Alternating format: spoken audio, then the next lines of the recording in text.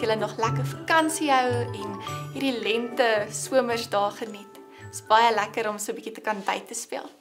Kom ons sing gou 'n paar liedjies saam en dan kyk ons na die storie van vandag.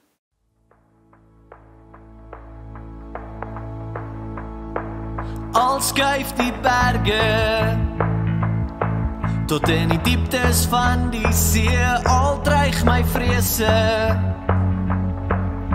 My diepste vreugde hier, al vergaan die wêreld. Die hele skepping rondom my sal U, Heer, my toevlug bly. Want U alleen het ek lief vir jou, naam bo elke naam, U regeer. Al skuif die berge tot in die dieptes van die see, al dreig my vrese. My diepste vreugde hier, al vergaan die wêreld. Die hele skepping rondom my sal U, Heer, my toevlug bly. Want U alleen het ek lief vir jou, naam bo elke naam, U regeer.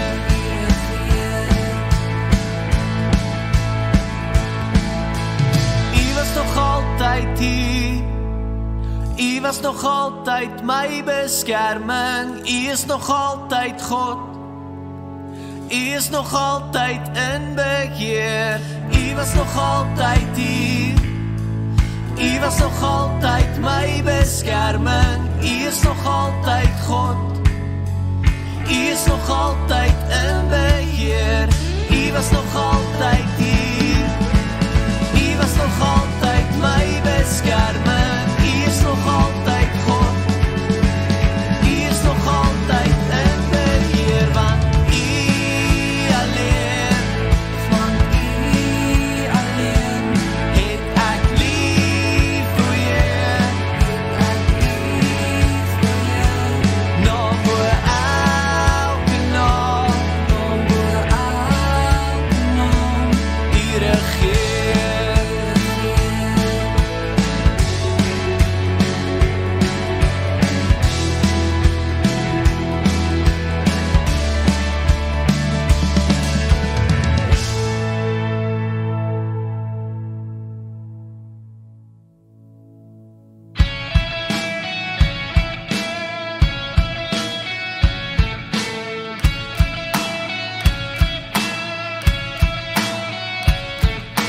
Jesus loves me, this I know, for the Bible tells me so. Little ones to Him belong, they are weak but He is strong. La la la la la la la la, la la la la la la la la, la la la la la la la la, la la la la la la la la. Yes, Jesus loves me, yes, Jesus loves me. Yes, Jesus loves me, the Bible tells me so.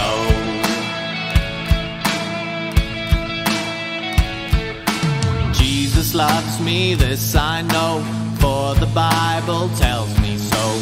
Little ones to Him belong, they are weak but He is strong. La la la la la la la la, la la la la la la la la, la la la la la la la la, la la la la la la la la. Yes, Jesus loves me, yes, Jesus loves me. Yes, Jesus loves me, the Bible tells me so. The Bible tells me so. The Bible tells me so. Kom ons sluit die oë. Dankie Here dat U so goed is vir ons. Dankie dat ons weer hier bymekaar kan kom. al is dit so aanlyn in hierdie vakansietyd. Asseblief hou ons veilig oral waar ons is en oral waar ons gaan wees hierdie week en hierdie naweek en asseblief help ons om die storie te kan verstaan. Praat in ons harte sodat ons weet wat U vir ons wil sê. Ek groet jou in die naam van die Vader, die Seun en die Heilige Gees. Ons gaan vandag gesels oor 'n storie wat afspeel in 1 Konings 12. So dit is na koning Dawid, na koning Saul. Dit is nou in die tyd waar Israel, as jy kyk na die wêreld se kaart, Israel is meer Egipte se kant toe, so dis bo Afrika. So as jy 'n bietjie inzoom en ons kyk daarna, dan is Israel so 'n langwerpige land. En hierdie land was geregeer deur 1 koning. Nee, sy naam was koning Rehoboam. En hy was 'n nuwe koning. Hy was net besig om deel te word en sy eerste paar jaar van koningskap te doen. En toe het hy 'n baie moeilike keuse. Hulle het die mense van die land, van sy koninkryk, het vir hom gevra, ons kan nie so baie geld betaal nie. Ons kan nie so baie belasting betaal nie. Sal koning dit bietjie minder maak sodat ons kan makliker lewe en sorg vir ons families. Want dit is duur, dit is moeilik om soveel geld te betaal aan die regering. Toe sê hy, wag, gee my 'n bietjie tyd, laat ek gaan praat met my raadgewers en dan sal ek terugkom na julle toe oor 3 dae. En toe gaan praat hy eers met sy pa se raadgewers, so sy pa was koning gewees voor hom, dis so het in die ou tyd gewerk het, jy's koning en dan word jou oudste seun koning en so gaan dit aan. En nou koning Rehoboam se raadgewers het vir hom gesê, nee dis goed, die ouer mense, hulle het gesê, dit is 'n goeie besluit, ons sal die belasting bietjie minder maak, dan sal ons weet, die mense van die land is heel gelukkig en hulle sal jou volg. So dit is wat hulle vir hom gesê het. Toe dink koning Rehoboam, nee wag, laat ek eers hoor wat sê my vriende ook. Toe gaan praat hy met sy vriende en hy hoor wat sê hulle. Dink julle is 'n goeie idee dat ek vir die mense van die land minder geld vra. Toe sê hulle nee, wag 'n bietjie. Jy moet nou vir hulle meer geld vra sodat hulle weet jy is in beheer. Jy is koning en dan sal ons ook bietjie meer geld kan hê en ook kan ons dan gemakliker lewe. Maak nie regtig saak van die mense van die land nie. Toe sê koning Rehoboam, nee, dit klink vir hom nou soos 'n goeie idee. Dan gaan die mense van die land weet, hy is in beheer, hy's koning, hulle moet luister wat hy sê. Toe gaan hy gaan sê vir die mense, julle moet bietjie meer belasting betaal, ek gaan nie luister na die raad van die ouer mense wat hulle vir my gesê het nie, ek gaan my vriende se raad volg en die belasting meer maak, en ja, dit is nou hoe dit gaan werk. Toe is die volk, die mense van die land baie kwaad. Hulle is so vies, dat hulle besluit, hulle wil nie meer onder hom lewe nie. Hulle wil nie meer hê, dat koning Rehoboam hulle koning moet wees nie. Toe split die ryk. So as jy kyk na die tweede prentjie, is daar 2 kleure. Die boonste gedeelte is koning Jerobeam met die J, en dan die onderste ene is koning Rehoboam met die R, soos wat ons net nou van gepraat het. Nou voordat die ryke gesplit het, as jy kan onthou, Israel het 12 stamme gehad.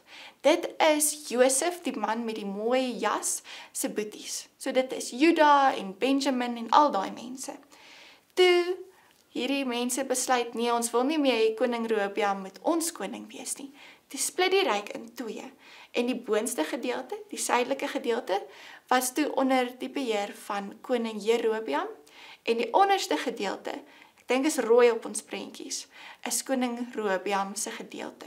So die ryk het gesplit, mense was kwaad vir mekaar, en hulle wil nie meer deel word van mekaar se lewens nie. So hulle het ook verskillende tempels gebou, en hulle het nie meer gemeng nie, want hulle was nou baie vies vir mekaar. So koning Rehoboam se besluit om te sê, ek gaan nie luister wat die mense van my volk sê nie, ek gaan die belasting meer maak, en dis nou hoe dit gaan wees. Hierdie besluit wat hy gemaak het groot konsekwensies gehad. Dit het gemaak dat die ryk split, dat die mense kwaad is vir mekaar, en dat sy koninkryk minder is, dat hy op die ou einde minder suksesvol was. En dit het ook die Here kwaad gemaak, want dit het gemaak dat baie van die verskillende stamme op die verkeerde rigting gegaan het. So die mense wat onder koning Jerobeam was, hulle het begin ander gode dien, so dit was sommer net 'n vreeslike groot gemors gewees. Maar wat ons moet leer van hierdie gedeelte, as ons kyk daarna, hoekom al hierdie dinge gebeur het, dis omdat Rehoboam hierdie besluit gemaak het. En as julle dink in julle eie lewens, ons maak almal soveel besluite elke liewe dag. Ons moet besluit wat gaan ons aantrek, wat gaan ons eet, gaan ons met hierdie maatjie speel of gaan ons met daai een speel, wat gaan ons alles doen? Ons moet besluit of ons gaan mooi wees met die mense om ons, gaan ons lelik wees met hulle, gaan ons Bybel lees, gaan ons 'n liedjie sing. Dit is sommer net al hierdie klein besluite wat ons elke liewe dag moet maak. Nou ons, meeste van die besluite wat ons hoef te maak, het daarom nie so groot impak soos koning Rehoboam wat sommer gemaak het dat die volk moet split in twee nie. Maar ons het ook moeilike keuses en hierdie besluite wat ons maak het ook 'n impak op die mense om ons, op onsself en op die goed wat gebeur. Maar dit is baie moeilik om te weet wat se besluit is reg. As ons kyk na besluite soos, moet ek doen soos wat die wêreld doen, moet ek dieselfde doen as wat hulle doen in die flieks, moet ek vloek, moet ek lelik wees met die mense om my, dan moet ons baie moeilike keuses om te maak. So kom ons kyk gou na die voorbeeld van hoe ons ander mense behandel. Ons het 'n keuse, nê? Partykeer dan sê ons vriende vir ons, ag, wees sommer net lelik met daai maatjie of praat lelik, want dit is mos nou hoe die wêreld sê ons moet wees, en dit maak nie regtig saak of ons hulle gevoelens seer maak nie. Maar dan het ons twee keuses. Ons kan luister na wat ons vriende vir ons sê, of wat fliek sê, hoe hulle vir ons wys die lewe is, wat hard en lelik is. En dan, partykeer sê ander mense ook vir ons, partykeer is dit ons ouers, partykeer is dit familie of onderwysers, dan sê hulle vir ons, wag. Jy moet mooi wees met die mense om jou. Jy moet mooi praat en goed wees vir die mense om jou. Maar partykeer is dit ook moeilik, want dit is nie altyd in die manier hoe hulle ook lewe, wat vir ons wys, dis hoe ons moet lewe nie. So hoe weet ons wat is reg? Hoe weet ons wat se keuses ons moet maak? Nou daar is 3 verskillende metodes wat ons kan gebruik. Ons kan eerstens, kan ons met die Here praat daaroor. Ons kan vir hom vra en sê, Here, hierdie is nou 'n moeilike besluit. Dit voel in my hart, ek moet mooi wees met daai maatjie, maar dit is nie lekker nie. Ek wil nie eintlik mooi wees nie, want hulle was lelik geweest met my. So eerstens kan ons vir die Here vra, wat dink hy? Wat se raad sal hy vir ons gee? Dan, tweedens, wat ons kan doen, is ons kan gaan praat met iemand wat ons respekteer. Of wat iemand soos 'n onderwyser is, wat jy weet, jy sien hulle probeer altyd die regte ding doen. Of dalk is dit jou mamma of jou pappa, wat jy baie respek vir het. Ons kan vir hulle ook vra vir raad, om te weet, is dit die regte ding? Moes ek dit gedoen het?